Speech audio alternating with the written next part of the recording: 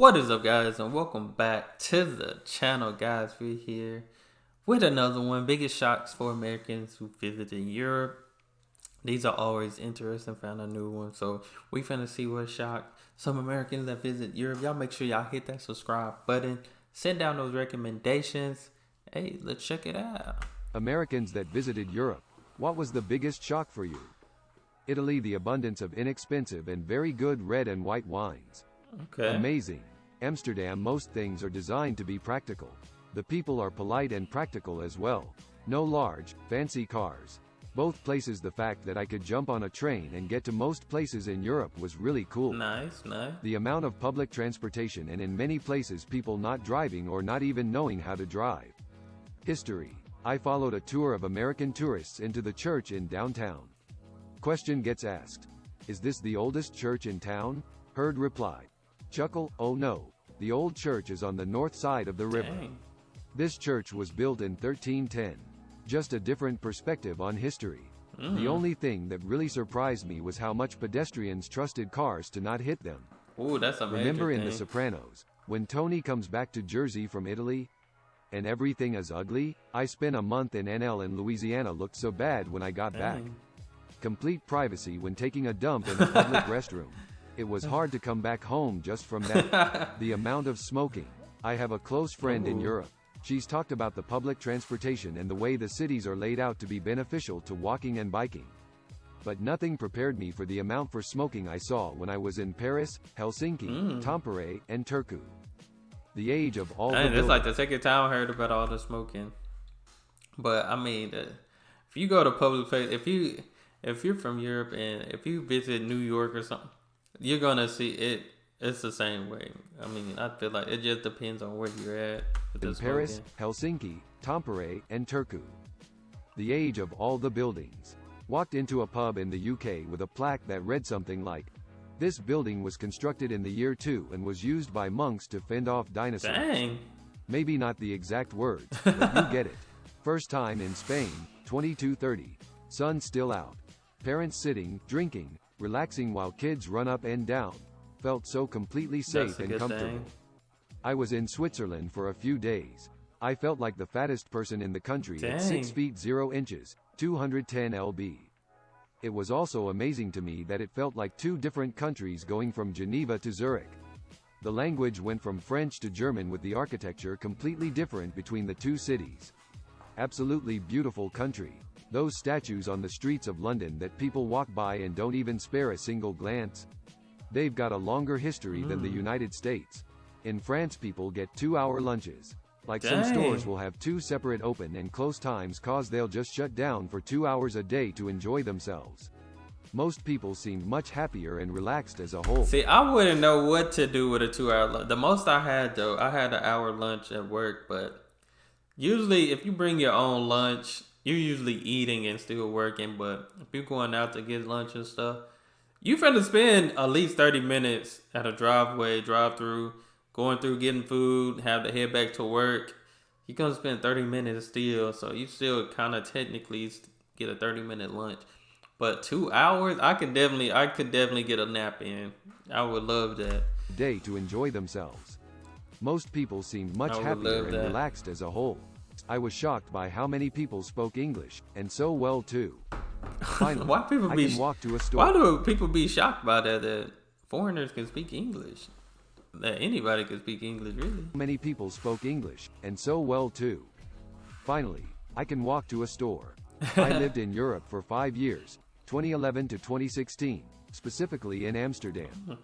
There were a lot of interesting little cultural quirks, of course, but there was only one thing I saw while living there that literally made me slam on my bicycle brakes and go back to see if I saw it right, which was of all things a Sesame Street live poster. Ah, Sesame Street. You see, turns out Big Bird, or his equivalent, in the Netherlands and several other countries is blue.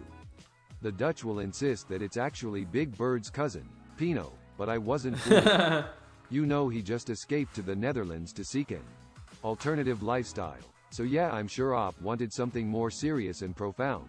But that was the biggest shock for sure, because who expects that? I need to see the big bird, the blue bird, I guess, the big blue bird, big blue bird, blue big bird. maybe, I don't know how to. I was surprised how many people still smoke cigarettes and how common it was to have people smoking in outdoor restaurants and bars.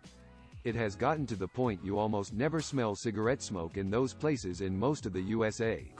Oh, you know what? I can't. Speaking of, we had IHOP. IHOP actually had a smoking section where you can smoke inside, but I think they took that away too. I just thought about that. Because we went to IHOP and I had met my wife and kids there. I'm like, why they put y'all in a smoking section? And apparently, I guess they took it out. That surprised me down here, because IHOP always have where you can smoke indoors and eat some pancakes. Never smell cigarette smoke in those places in most of the USA. Piccadilly Circus wasn't a circus. Europe is a lot better in public transportation. Lots of buses, trams. I've lived in Europe for most of the last 20 years.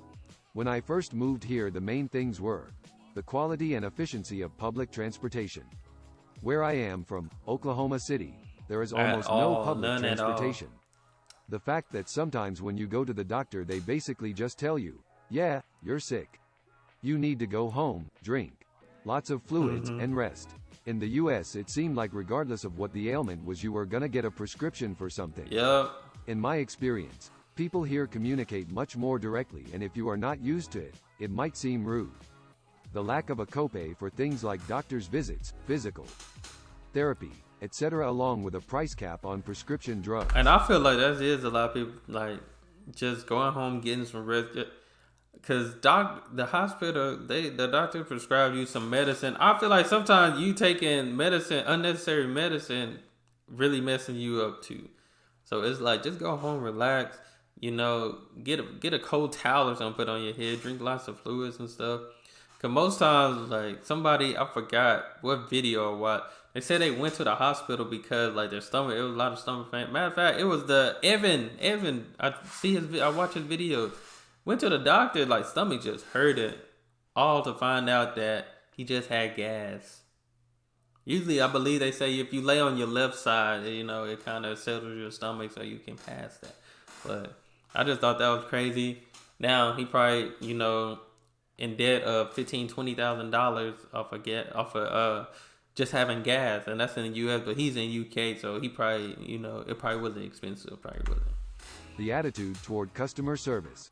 Back home, in the US, I was a customer service manager at a retail chain in college.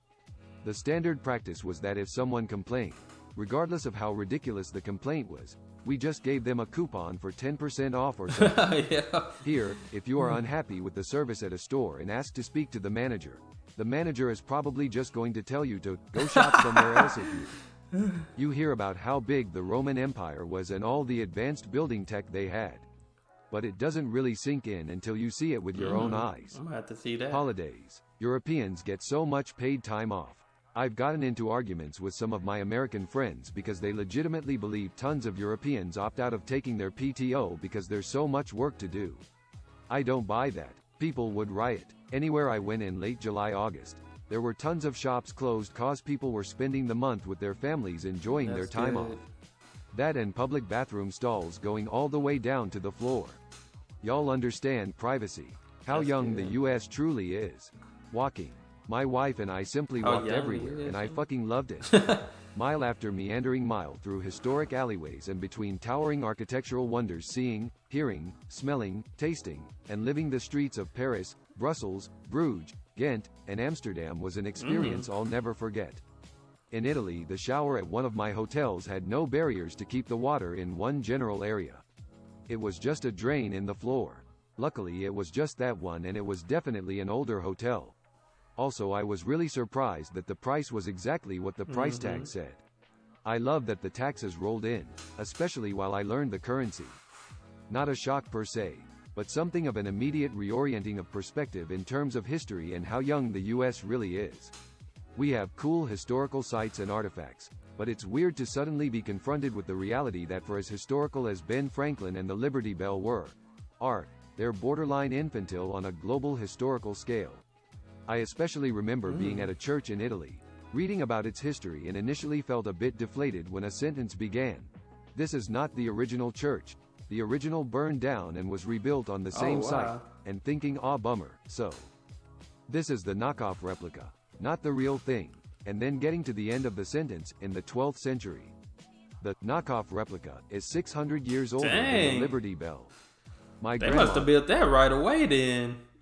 That is crazy. The knockoff replica is 600 years older than the Liberty Bell. My grandma took me back to England at the end of my 8th grade year to see my Nana as well as where she grew up. I still remember quite vividly finding out that there's a very big difference between what's allowed on TV in England and what was allowed on TV in the United States regarding nudity again. As a young boy, this was a very exciting discovery. Edit. I should also add that my entire experience with British culture had up until this point been through my grandma, who was very formal and proper. I played soccer at an incredibly high level in the States, so she managed to arrange a time for me to go play with a local academy team in Norwich for the afternoon. I'm still not sure how she managed to do this. I will never forget how foul-mouthed everyone was, coaches included. This took me entirely by surprise.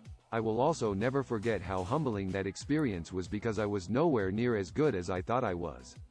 I could hold my own, but my goodness, I was certainly in the bottom half of the talent pool that day. How everything is less sugary, sweet. How people just walk away from minor vehicle bumps, scrapes. In the US, they would pull over and at minimum exchange info, if not call the police. Oh yeah, I think I've seen this. In France, the lack of casual wear in public, like t-shirts, sports clothing. How restaurants aren't about pumping people in and out and no one is really in a rush. Paris, much smaller size vehicles. Go to a typical parking lot in America and greater than 50% will be SUV or trucks. Man, I don't know.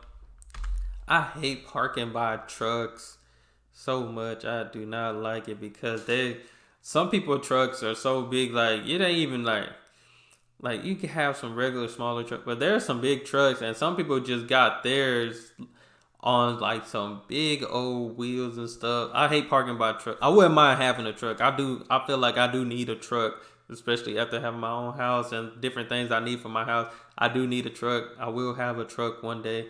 But I hate parking by. I can't park, bro. I cannot. Parking lot in America. I'll have to park far if I get a truck. 50% will be SUV or trucks. I barely saw any SUV trucks in London or Paris. I was surprised at how much walking I did. I did it because it was easy, not because I had to. You can drink a beer anywhere, anytime.